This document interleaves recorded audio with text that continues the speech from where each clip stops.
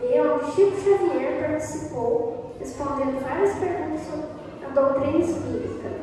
E agora vocês também vão ter a oportunidade de tirar suas dúvidas.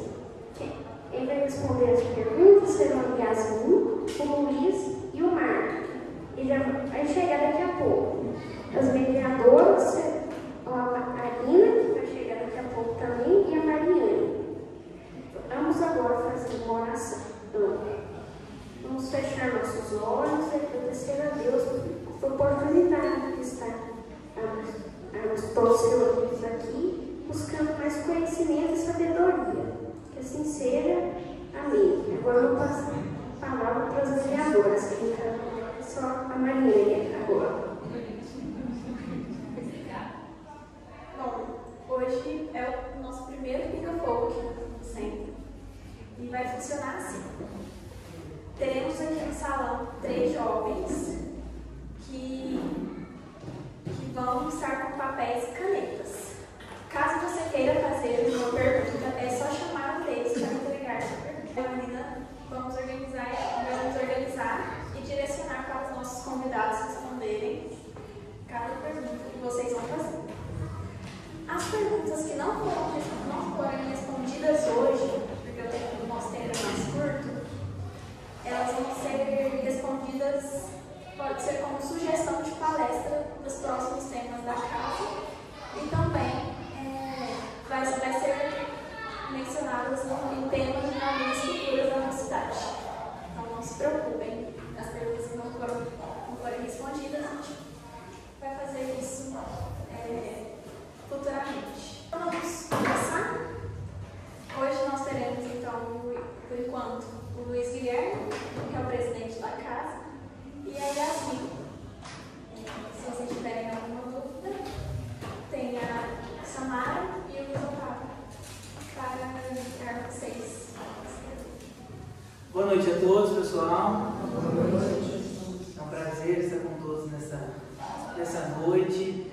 Então, eu queria reforçar, você que faça a cultura da casa, a condição de presidente da casa também, essa é uma ideia de execução exclusiva e 100% da juventude da casa.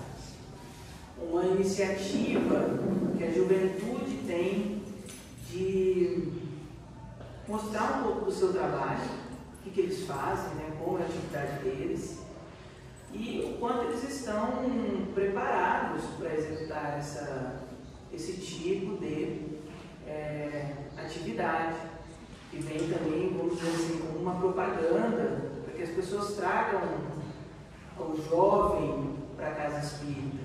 A juventude é o futuro da casa espírita, do trabalho espírita. Então, espero que todos colaborem com essa atividade. As meninas estão aqui para pegar as perguntas. As perguntas são anônimas, não precisa se justificar, se manifestar, mas pode ficar à vontade em fazê-las, interagirem com essa atividade da mocidade, que é importante para nós e para a formação do jovem nesta noite.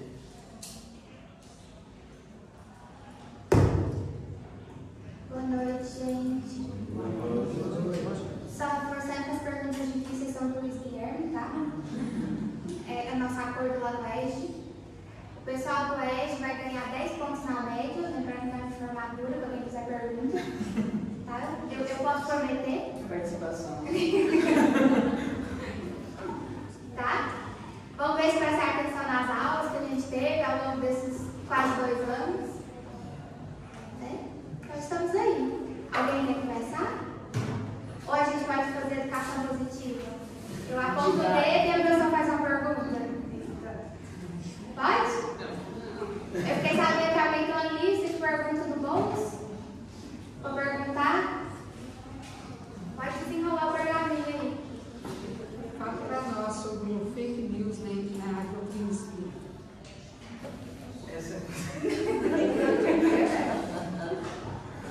Sobre o fake news, né? Mas Como atrapalha? Como atrapalha, tipo assim, as publicações? Publicações indevidas com nome de palestrantes ou espíritos famosos. Na verdade, isso é um cuidado que tem que ter, assim, enorme, porque nós estávamos fazendo estudo sobre mediunidade no domingo e chegamos a comentar sobre este fato, quem estava aqui no estudo vai lembrar, sobre essa questão de publicação de supostas psicografias, mensagens em nome de espíritos famosos e também de comercialização desse tipo de atividade na internet. Por quê? Porque a primeira coisa que os espíritos ali estabeleceram com Kardec na codificação é que toda mensagem que vem do além, toda mensagem que a gente recebe do mundo espiritual, a primeira coisa ela tem que ser colocada sob o crivo da razão, sempre.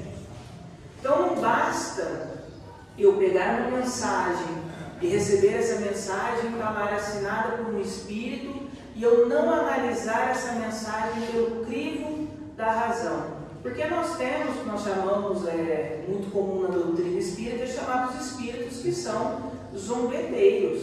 Né? Então eles vêm, comunicam, se dizem que são determinados espíritos para criar um embaraço, né? Riem do médium, riem daquele grupo espírita, daquele grupo que está fazendo a reunião mediúnica. Então a psicografia, a mensagem que ela é recebida, primeiro ponto, crivo da razão. A mensagem ela está de acordo com os princípios, primeiro, cristãos. Se eu analisar ela, o que ela fala está condizente com o que Jesus estabeleceu, Deus estabeleceu. Segundo ponto, se sim, ela bate, passa pelo crivo da doutrina espírita, ela não é contrária a nada que a doutrina espírita fala? Sim, ela fala. Então aí nós podemos começar a pensar em uma divulgação dessa mensagem. E por fim, para não delongar nesse assunto, o Livro dos Médiuns vai dizer o seguinte, essa é essencial para nós e muito especial. Não se preocupe com o nome que assina a mensagem, mas com o conteúdo dessa mensagem. Então é isso que nós devemos nos preocupar. Então nós temos que tomar cuidado numa era onde que a rede social, foi a pergunta da Beth Fake News, né? A rede social é muito fácil e acessível, dessas mensagens que vêm espontâneas, muito rápido, falando sobre coisas muito chocantes, impactantes, porque a doutrina espírita ela nunca foi dessa forma. Posso fazer só um complemento? Boa. Uma coisa que a gente também tem que tomar cuidado é pegar vídeos no YouTube que só tem a voz. Hoje a gente sabe que a inteligência artificial consegue reproduzir a voz da pessoa. Principalmente a gente falando assim de Divaldo, Haroldo, Chico que não tem tanto conteúdo gravado na internet que possa ser usado como base para essa inteligência artificial. Mas Haroldo tem bastante, Divaldo tem bastante. Então a gente tomar muito cuidado com isso, tomar cuidado com o conteúdo, prestar bastante atenção no conteúdo da mensagem. Não, vou divulgar porque é do Haroldo. Tomar muito cuidado com isso, porque hoje eles conseguem fazer vídeos muito bons de inteligência artificial. Então a gente tomar muito cuidado com o conteúdo da mensagem. O mais importante, a partir de agora, com esse advento das inteligências artificiais, é a gente prestar atenção no conteúdo da mensagem. Não necessariamente quem está falando, a voz de quem está falando, mas sempre o conteúdo. Mudando de assunto um pouquinho, mas a primeira pergunta foi bem interessante, falando de algo que a gente fala muito no Espiritismo, que é por que a gente tem o esquecimento do passado, né? Já que a gente, no Espiritismo a gente acredita que tem outras vidas, por que desse esquecimento? Pode falar, eu vou falar um pouquinho. Pode começar. Gente, quem já cometeu algum erro na vida, assim? Coisa pouca, coisa à toa. Nunca, ninguém que nunca, assim, teve um pequeno deslize, assim, e ficou remoendo aquele assunto, aquele deslize, aquela dificuldade por muito tempo. Todo mundo já passou por essa experiência, não já? Sim ou não? Sim. Imagina você ter lembrança de uma vida passada e você ficar remoendo a sua vida inteira aquilo. Não tem como ver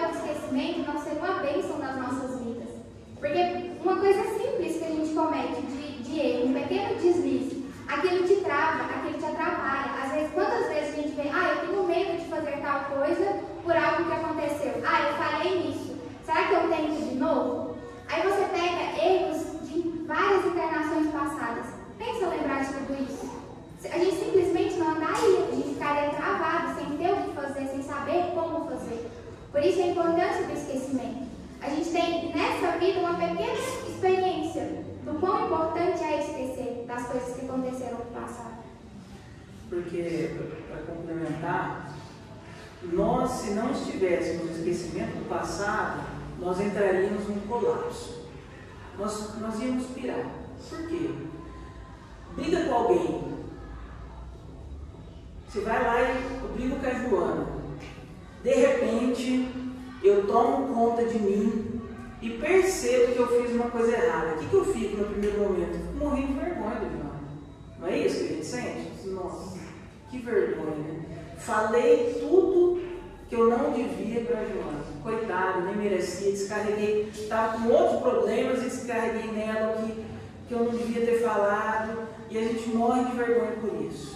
Aí você imagina agora, nós casarmos, nós temos uns filhos, você abraçar o seu filho com amor, com carinho, com cuidado, sabendo que você fez mal para ele na vida passada. Dá para sobreviver? Não dá. Não dá. Então, quando a Yasmin coloca que o esquecimento da vida passada é uma bênção, é porque realmente é uma bênção nas nossas vidas. Temos várias perguntas aqui. E eu vou começar com essa aqui, que é básica, mas é legal. Como o Espiritismo foi criado? Acho que vale a pena a gente relembrar, porque a gente já sabe, e para quem não conhece. Como o Espiritismo foi criado, né? Na verdade, o Espiritismo ele não foi criado. O Espiritismo ele é esse Espiritismo que nós conhecemos aqui por Allan Kardec, ele é codificado, ele foi codificado. No preâmbulo do livro Parnaso de Além Túmulo, nós temos uma frase interessante que é dita ali, que a comunicação com o Espírito é tão velho quanto o mundo. A comunicação com o Espírito é tão velho quanto o mundo. Esse intercâmbio da mediunidade, né, mensagem de lá para cá, sempre existiu. Mas, por muitos e muitos anos, ela teve restrita. Ela era restrita a alguns iniciados dentro de algumas ordens. Poucas pessoas tinham acesso a isso. Quando começa, então, a ter um movimento mais forte, né, que vem com as Irmãs Fox, depois começam as mesas girantes nos Estados Unidos, depois começam as mesas girantes da Europa, o Espiritismo ele é despertado para uma época em que nós temos a comunicação um pouco mais facilitada e está iluminada. Allan Kardec, quando ele começa a conversar com os espíritos, ele tem um insight, vamos dizer assim, de professor, para começar a dizer, falou assim, olha, o que está vindo de lá é importante. Se é importante, nós precisamos registrar. Então ele começa a codificar, colocar daqui que é codificar, colocar dentro de um código, como nós falamos dentro da lei, um código civil, um código penal. O que é um código? Um código é um compilado de situações sistematizadas. Então ele sistematiza, começa do início a entender quem está comunicando, por que está comunicando, qual que é o sentido disso, e depois evolui para o que nós temos hoje, os 5 livros desta codificação e também as várias mensagens dentro das revistas espíritas. Lembrando que é um ensino universal. Vou recomendar para vocês um vídeo do Jorge Alahar que chama A Doutrina Secreta. Ele vem falar dessa universalidade dos ensinos dos espíritos, que começou na Índia Antiga. E isso também vem de encontro com o que está no livro Brasil, Coração do Mundo, Pátria do Evangelho. Então fica de recomendação para vocês, tanto o vídeo do Alahar, A Doutrina Secreta, e o livro Brasil, Coração do Mundo, Pátria do Evangelho. Então, já que vocês puxaram o gancho, né, falando da demonstração do Espiritismo, e eu vou perguntar aqui, então, uma indicação de livro para estudo, para se iniciar e entender defender a doutrina espírita. Olha, eu gosto muito da série do André Luiz, porque eu acho que ele traz assim muitos ensinamentos. Ele te traz uma visão de mundo espiritual muito completa e um pouquinho de cada coisa que a gente precisa saber para poder aprofundar mais em outros assuntos. Então eu gosto muito dessa série. Mas o primeiro livro que eu li dentro da doutrina espírita foi Paulo Estevam, e assim, tem meu amor, minha paixão, eu amo esse livro. Eu também, Um coleguinha para ajudar vocês. Eu indicaria, eu sou chato. Advogado é chato, nem gosto de advogado. E eu para indicar um livro, indicaria a Codificação. Eu começaria pelo livro dos Espíritos, mesmo pelo básico. E para começar pelo básico, o Kardec ficou preocupado com isso, porque tinha os livros dos Espíritos, foram saindo os demais livros. Ele fez um livro pequenininho, fino, 100 páginas, que chama O que é o Espiritismo.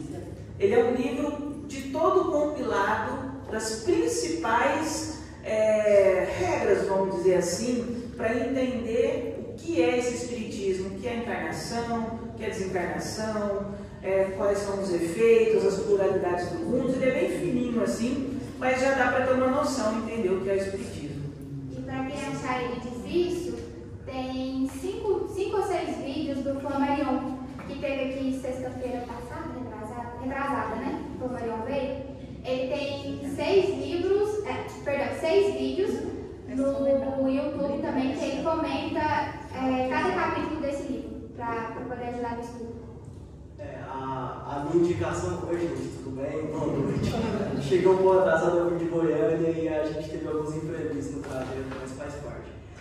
A minha indicação, o Luiz até pegou ela, mas eu ia fazer a mesma. Então eu vou fazer a indicação subsequente a essa do que é o Espiritismo, que é o Espiritismo em sua expressão mais simples.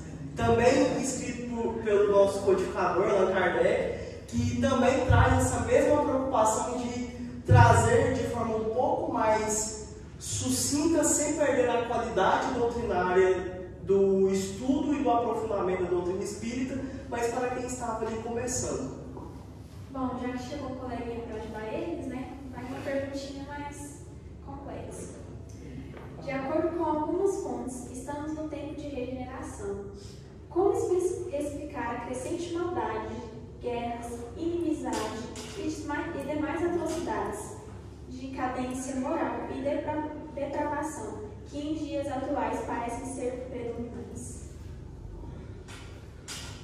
Bom, para mim é normal, não sei para os meus colegas, né?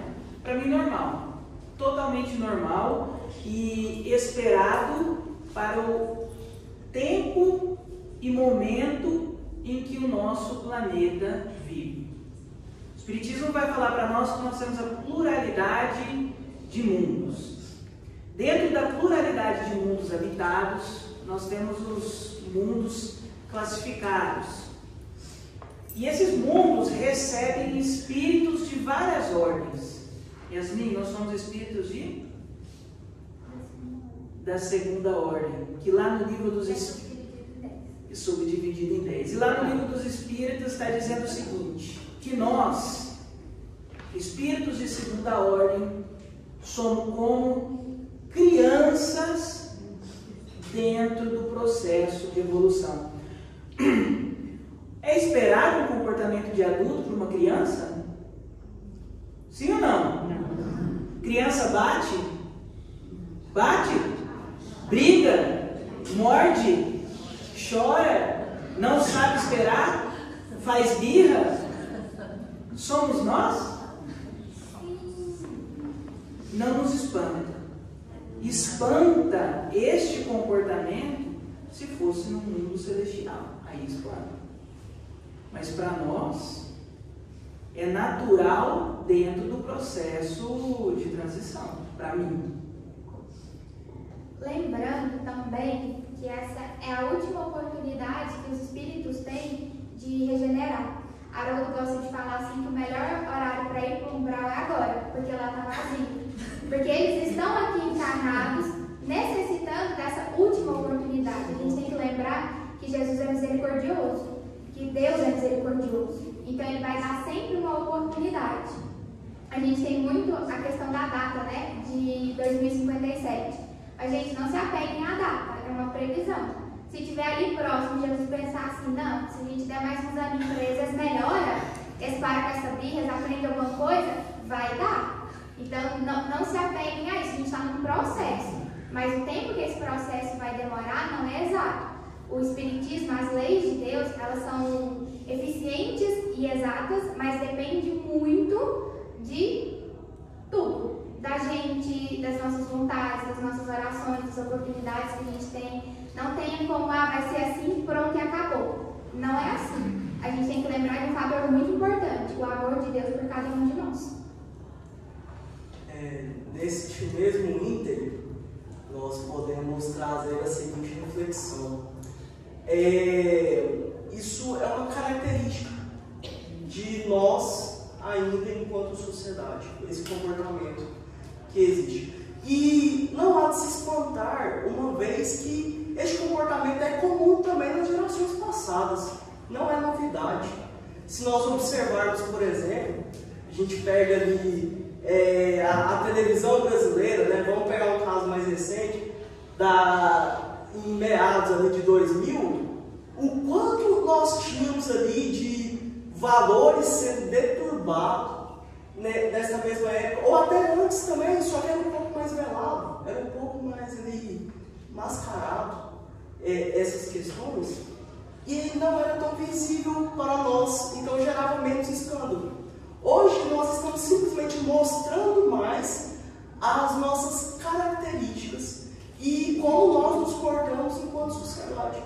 Então não há de se espantar, isso é um processo característico da nossa imperfeição moral enquanto seres ainda em estágio de provas e expiações, que estamos passando por um processo de regeneração, e este processo é um processo longo, que vai levar um certo tempo e vai requerer de nós um certo amadurecimento moral e espiritual para conseguirmos acompanhar. Então, é chegado o momento em que nós estamos começando a vivenciar essa transição. Não quer dizer que nós já estamos lá.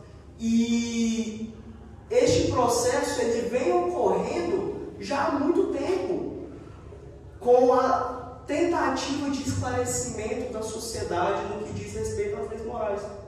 Então, nós apenas estamos vendo quem nós realmente somos enquanto sociedade de uma forma mais, de uma forma menos mascarada, digamos assim.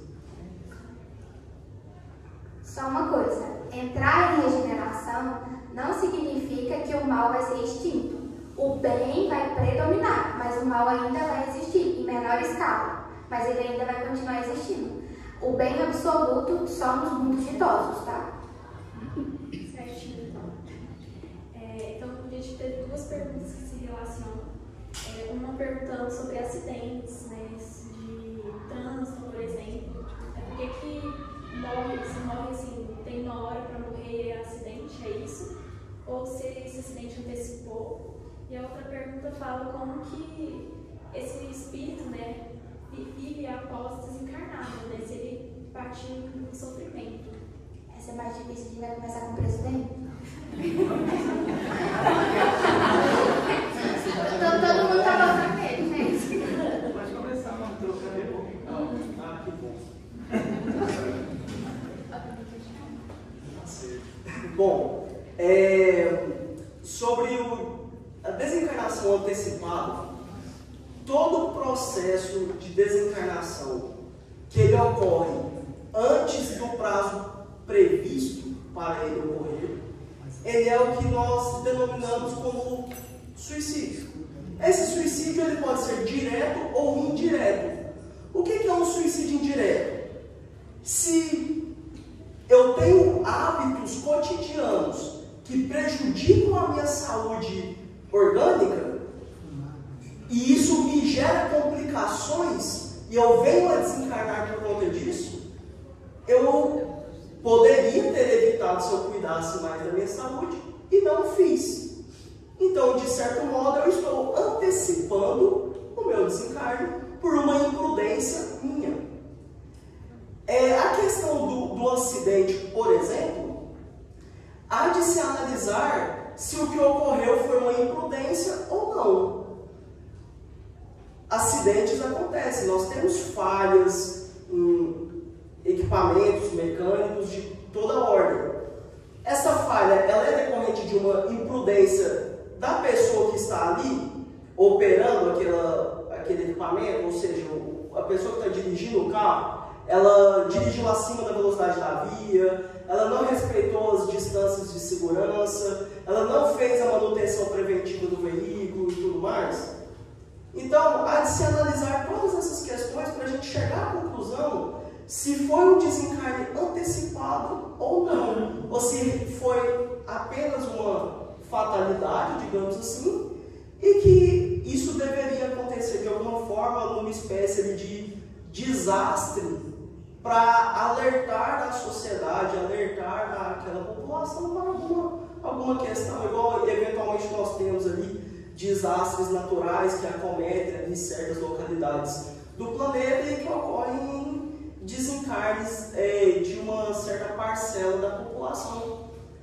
Então, eu entendo que, respondida a primeira parte, o que vai acontecer com o espírito após isso depende muito de características específicas daquele espírito, como, por exemplo, da quantidade de méritos e deméritos que ele acumulou durante esta nova encarnação, e lembrando que nós somos sempre amparados pela espiritualidade superior, se estamos abertos a receber este amparo. O que é estar aberto? É estar receptivo a isso. André Luiz nos mostra, né? Ele, quando no livro Nosso Lar, ele desencarna por um suicídio indireto devido ao excesso ali de extravagâncias que ele fazia, né, principalmente no seu tempo livre, e isso gerou uma doença nele. Ele ficou 8 anos no umbral, e só no momento em que ele despertou para a existência de algo superior é que ele conseguiu receber um auxílio, ou seja, naquele momento que ele estava apto a ser ajudado. E quando o ministro Clarencio encontra André Luiz, e André Luiz fala, o senhor demorou a me encontrar, ele fala, não, eu sempre estive aqui, você que demorou a me perceber. Resumidamente. Quem assistiu o Nosso Lar 2? Vai levantar a mão, a gente vai buscar não. Lembra que o personagem do... esqueci o nome dele, o marido da Copa. Edson Celular, obrigada. O personagem dele, quando ele é ex-marido, isso é verdade, ele andava pelas proximidades ali do umbral, tentando escutar o pedido de socorro do Otávio. Quantas vezes ele esteve à disposição de Otávio, esperando só o pedido dele? Vocês separaram isso no filme? A espiritualidade está sempre à disposição para nos ajudar, mas a gente precisa querer, é o primeiro ponto. Segundo ponto que eu queria comentar com vocês. O Simão Pedro, ele fala o seguinte: para toda pergunta de desencarne, a gente tem uma única resposta: depende. Não tem ciência exata neste momento. Depende de quem foi o espírito, de todas as vidas dele, do planejamento reencarnatório dele para aquela vida que aconteceu o acidente, de como foi a conduta dele durante a vida até chegar o momento do acidente, quais foram as causas do acidente, se ele tem responsabilidade, se ele não tem responsabilidade, como foi a chegada dele no mundo espiritual. Depende. Depende do conhecimento que ele tinha, da fé que ele tinha, dos bons horas que ele tinha, se ele estava aberto a receber o auxílio da espiritualidade ou não. Depende. A gente nunca vai ter uma resposta para você. Foi assim, foi assim, foi assim, foi assim. E quem te der essa resposta, desconfie. Não tem. Em todos esses anos de doutrina espírita, alguém que chega para você e fala: quem desencarna assim, acontece isso, acontece aquilo, acontece aquilo. Acho que é Emmanuel que fala: não existe uma encarnação igual à outra. Então não existe um desencarne igual ao outro. Combinado? E só para complementar rapidamente, lembra quando sua mãe dizia assim, você está na hora errada no lugar errado? Não era isso? Estava lá na hora errada, no lugar errado. Quem procura, acha. Por que eu estou dizendo isso? O livro dos Espíritos fala para nós que nós temos um gênero de prova. Isso não quer dizer que as provas que nós passamos na vida, as provações, elas são exatas. Não quer dizer, olha, o João ele tem que nascer, ele vai viver mais ou menos aos 35 anos. Quando chegar com 35 anos, tem um telhado lá da casa dele que tem goteira, nós vamos deixar enferrujar. Na hora que ele subir, vai cair e ele volta para cá tranquilamente. É para isso. Isso não é uma programação de reencarnação. Então nós temos gêneros, né, de olha, esse aqui tem uma predisposição no desenvolvimento de uma enfermidade, esse aqui ele é imprudente, ele precisa, dentro do seu processo ali de encarnação, tomar cuidado. Por quê? Porque pode acontecer, se ele não segue aquilo que está estabelecido para ele dentro da programação reencarnatória, que pelo abuso ele venha então fazer o desencarne um pouco mais cedo, como foi falado pela Yasmin, pelo Marco. Então, nós estamos partindo para o encerramento, mas a gente vai fazer mais algumas perguntas, e uma pergunta, a Yasmin já deu um pequeno spoiler da resposta. Então dialogue mais, Yasmin, sobre isso. E a pessoa perguntou, né, por que uma pessoa reencarna com autismo? Eu posso responder? Eu acho que Eu gostaria de responder primeiro essa pergunta, porque como a Yasmin disse, eu tenho um lugar de fala, a maioria sabe, né? O Pedro, meu filho do meio, é uma criança autista. Quando nós descobrimos que ele tinha o autismo ali, ele foi diagnosticado com um autismo de nível 2, com mais ou menos 4 anos. Hoje ele está com 9. Decorrência dessa quantidade de tempo, de terapia, ele chegou a fazer 20 horas de terapia por semana. Hoje ele é classificado, então vamos dizer assim, dentro dessa palavra, como um autista de nível 1. Então, um autista, a primeira situação é que ele não é uma sentença, né, para uma pessoa, em especial esses níveis. Como que se chega a esses níveis, né? Os níveis são classificados hoje pelo médico, pelo psiquiatra, considerando como ele reage a uma terapia. Então, uma criança, por que ele foi diagnosticado com nível 2, depois ele passa para 1? Porque ele começa com nível 2 porque ele tinha 4 anos, ele tinha que falar e ele não falava. Então, ele estava fora da curva de desenvolvimento. Quando ele passa a falar e desenvolve para as outras curvas de desenvolvimento, ele passa a sair, transitar. Pode ser que ele volte para 2 no tempo? Pode. Então o castigo, o autismo ele não é nós não podemos enxergar dentro da ótica material, primeiro, como um castigo, né? E segundo, como uma sentença própria distante. Mas por que algumas pessoas nascem com autismo? Essa é uma pergunta interessante. Eu devolvo uma reflexão para nós. Por que algumas pessoas nascem com câncer? Por que algumas pessoas nascem com transtornos? Sem pés, sem mãos, não falam, outras cegas, outras com dificuldade de respirar, outras com problema de coração e desencarnam cedo. Por quê? Qual que é a resposta que a doutrina espírita dá para nós? Que toda causa tem o quê? Um efeito. O que nós estamos vivendo no momento presente? Um efeito. A nossa vida de hoje, ela é um efeito. Efeito do quê? De uma causa anterior. Qual que é o efeito de estourar um balão? O barulho, não é isso? Ou só eu que acho? O barulho. Nós estamos vivendo barulho.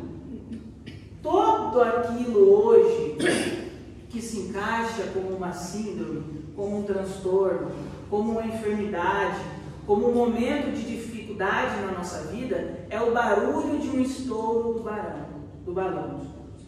O balão já foi estourado, ele não existe mais, mas nós vivemos o barulho dele. Percebe? Quem estourou o balão? Quem está ouvindo barulho? Porque quem está próximo é que estourou e está ouvindo barulho e está se sentindo incomodado com isso. Então, nós vivemos um efeito de uma causa anterior, porque é isso que diz para nós o Evangelho segundo o Espiritismo, e nós iniciamos falando sobre esquecimento, porque algumas pessoas falam assim, mas por quê? Não nos importa, a doutrina espírita nos explica, não nos importa a causa, não importa porque eu estou em balão. Importa agora o efeito que eu estou vivendo e o que eu vou fazer com isso para o futuro. Porque não é demérito para nós e nem castigo passarmos por um sofrimento.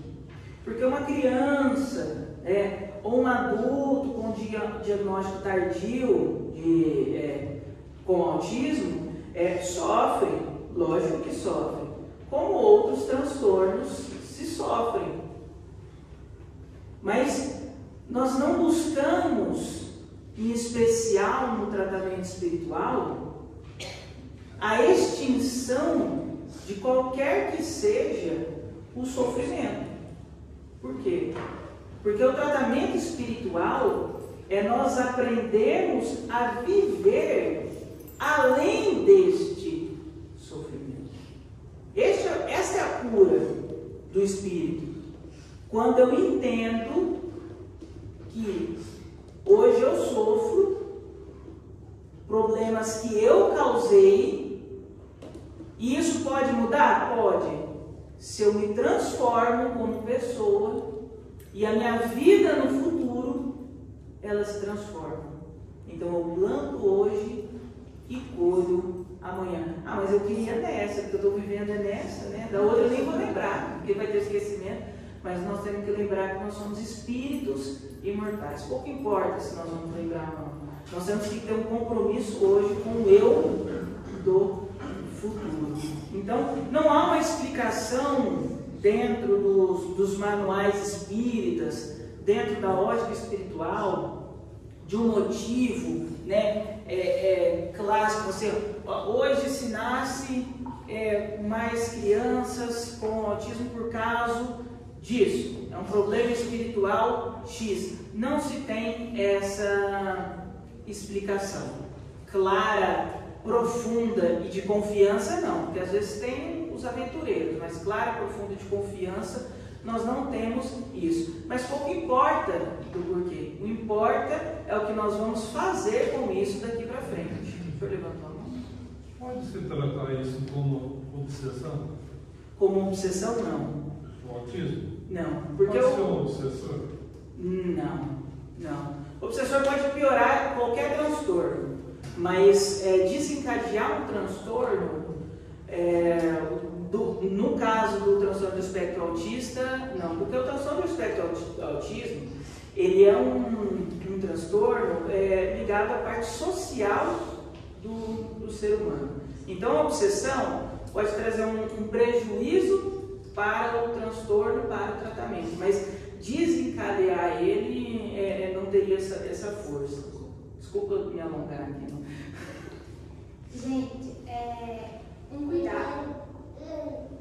Não tem algumas literaturas que falam, ou alguns aventureiros na internet que falam, o autismo é por conta disso, é por conta daquilo, é por conta daquilo outro. A gente tem que tomar cuidado com a universalidade dos ensinos dos espíritos.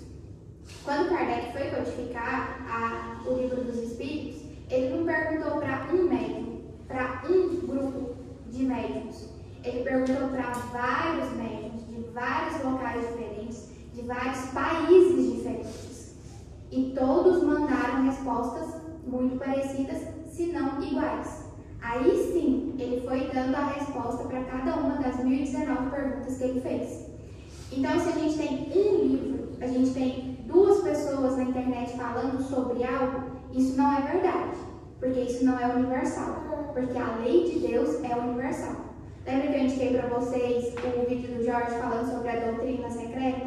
Ele vai mostrar que desde os primórdios, desde os Vedas, que é os escritos mais antigos que falam sobre espiritualidade, que não se consegue datar de quando é esses escritos, ele tem essa universalidade de reencarnação, de vida após a morte, de mundo de regeneração, de vida em outros planetas, e assim segue os ensinamentos dos espíritos. Então, primeiro, a gente toma cuidado com isso. Segunda coisa, a primeira e a segunda palestra que eu fiz aqui no começo do ano, a gente fez um acordo, para quem não estava presente. Quando a gente passa por alguma situação, não nos perguntemos por quê, nos perguntemos o que eu tenho que aprender com isso. Você não vai amar menos ou mais uma pessoa porque ela apresenta algum tipo de deficiência, algum tipo de sensibilidade ao mundo, algum defeito no corpo. Não vai. O amor por aquela pessoa vai ser grande. É difícil? É difícil. Eu não tenho local de fala no autismo, mas a minha tia, irmã da minha mãe, tinha síndrome de Down. Ela faleceu aos 51 anos e ela viveu comigo sobre os meus cuidados e do André durante uns 3 anos, não? Durante 3 anos. E eu tive que cuidar dela como se eu tivesse um filho. E eu aprendi muita coisa com ela. Nós aprendemos muita coisa, nós crescemos enquanto casal. Então, assim, eu nunca perguntei para Deus por que eu tinha uma tia com síndrome de Down. Mas, com o conhecimento da doutrina, eu fui perguntando o que eu precisava aprender. E eu aprendi muita coisa, nós aprendemos muita coisa, a nossa família aprendeu muito com isso. E hoje, ela é uma lembrança muito feliz na nossa família. Então, por mais difícil que seja a situação, e aqui eu estou falando de qualquer situação na família, de qualquer problema que a gente tenha, não se pergunte por quê. Você não vai ter essa resposta. Aí você está se dando muita importância de achar que Deus vai parar tudo que Ele está fazendo para te dar uma resposta. Vamos aprender com a situação que você tem. Nós estamos aqui numa escola, sim ou não? Sim. Aqui é uma escola. Então, se você tem essa dificuldade, se você tem esse compromisso, aprenda com Ele. E agradeça a Deus pela oportunidade de você aprender com este compromisso. Porque se você não fosse capaz de passar por ele, você não estaria passando. A gente não tem aquele velho ditado, Deus não dá uma cruz mais pesada que a gente possa carregar? Se você está passando por isso, é porque você tem plena condição de passar por isso. E você vai sair vitorioso, desde que você aprenda com a situação. Desde que você esteja aberto para entender. E por quê? Para quê? Um dia a gente vai entender, um dia a gente vai saber. Mas a gente ainda não tem condições de entender todos os planos de Deus. Então, assim, não tentem ficar perguntando por quê, porque eu sei que a curiosidade é muito grande, a vontade de saber é muito grande, mas não por quê. O que eu preciso aprender com essa situação. Eu acho que vai aliviar muito mais o coração de vocês do que alguém chegar e dar uma resposta. É por conta disso, por conta daquilo, por conta daquilo outro.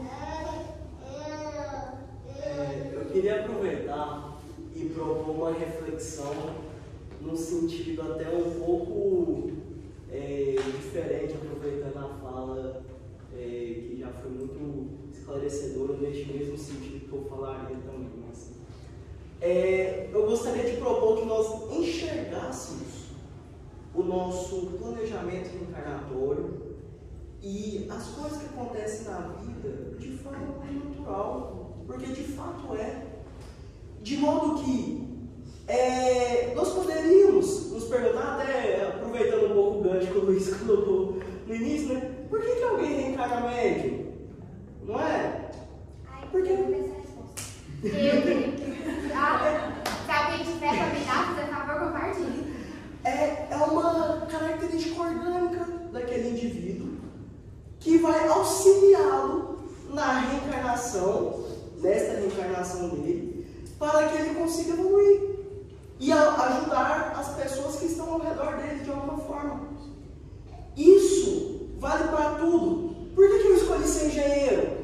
Por que o Luiz, ali aos 30 anos de idade, assumiu a presidência de um centro espírita? Não é? Porque que algumas coisas parecem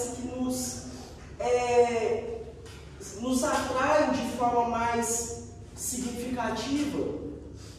Assim, então, é algo muito natural. Isso faz parte do nosso planejamento. E essas circunstâncias todas, o nosso trabalho no dia a dia, as pessoas que nós convivemos, as circunstâncias diárias, sejam elas quais forem, elas nos convidam a ser melhores. Cabe a nós refletirmos qual o convite que eles estão fazendo, o que nós precisamos evoluir, o que nós precisamos melhorar.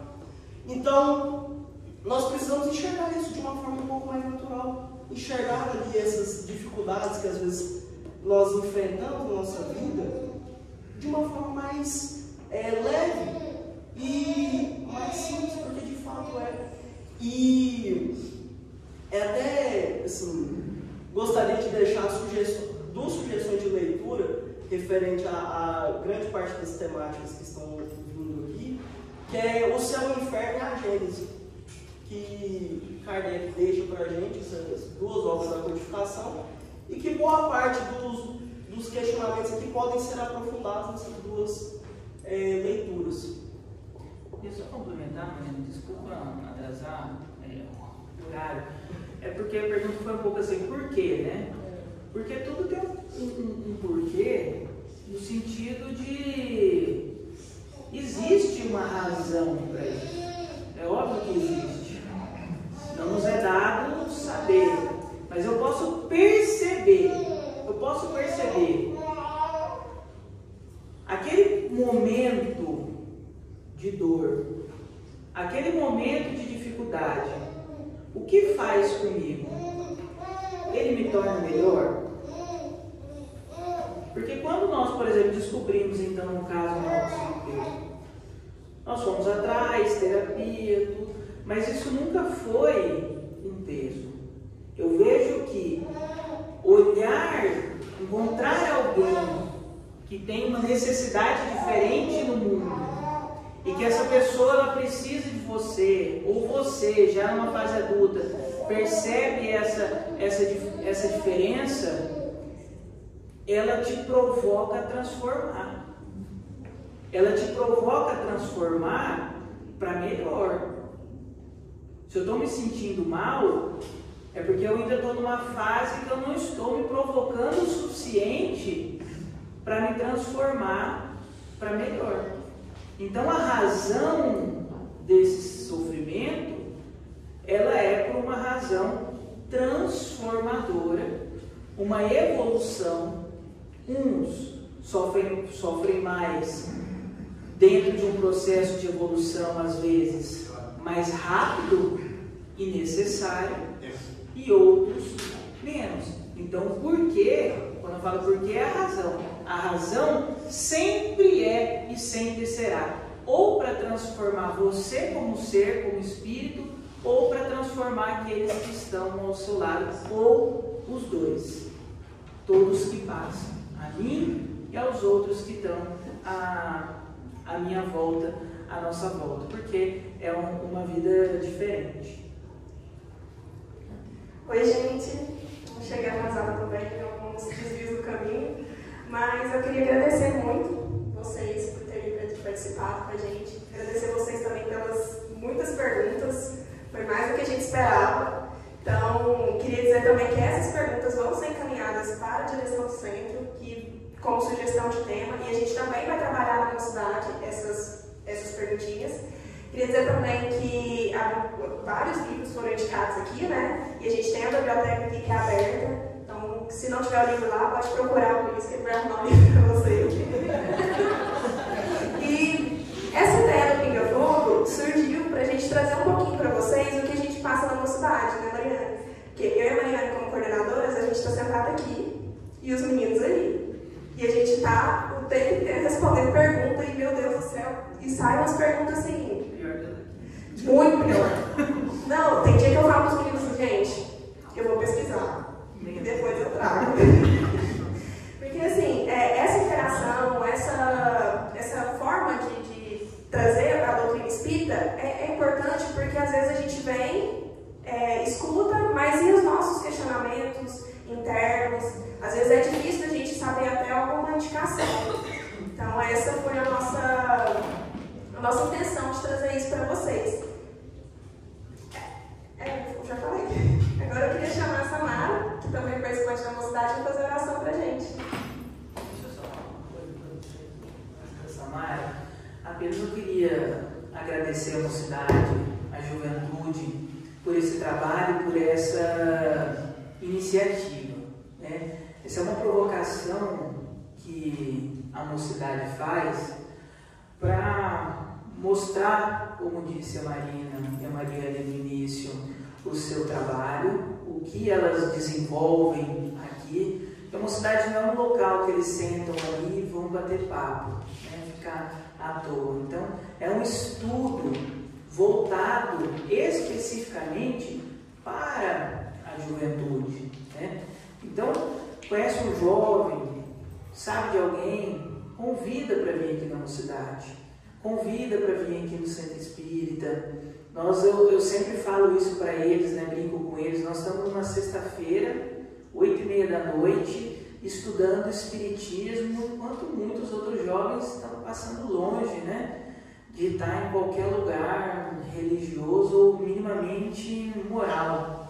Então é um trabalho que precisa ser valorizado dentro da casa. Então gostaria de parabenizar vocês pela iniciativa, deu muito certo, foi muito legal e esperamos outras atividades nesse mesmo modelo ou em outros também que vocês criarem, porque a casa é uma casa aberta para a juventude, para trazer renovação, para trazer ideias, para trazer motivação, para desenvolver o trabalho espírita de uma forma muito dinâmica. Tá? Então, obrigado. Deixa eu fazer uma coisa super importante. Pode.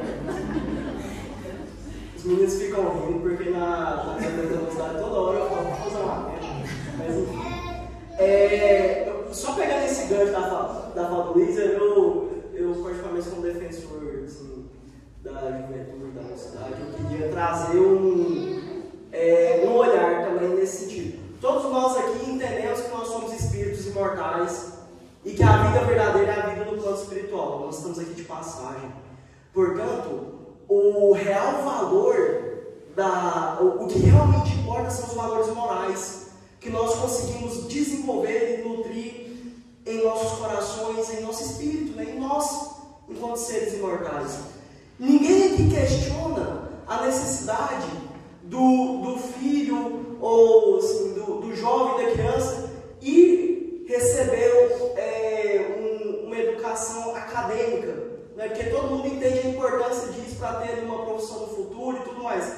Então por que muitas vezes nós também não enxergamos essa mesma importância para a nossa educação moral dos nossos jovens, das nossas crianças, dado que nós já sabemos que nós somos espíritos imortais e que é esse o valor que realmente importa?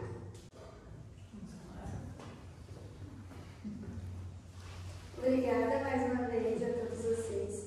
E eu vou pedir que todo mundo agora feche os olhos e eleve o pensamento em Jesus. Grandioso Altíssimo Mestre, obrigada por estarmos aqui, reunidos nesta sexta-feira para aprender tanto, em conjunto, receber tanto conhecimento de cada um aqui. Tudo que foi falado, muito obrigada, Senhor, por essa oportunidade de trazer a Mestre, a nossa mocidade do centro, para participar dessa palestra. Que todos nós tenhamos uma boa semana, uma semana muito abençoada, cheia de luz, paz e amor. Que assim seja. Nós convidamos os trabalhadores então a seguir a sala de tratamento, aos demais que aguardem a chamada no salão.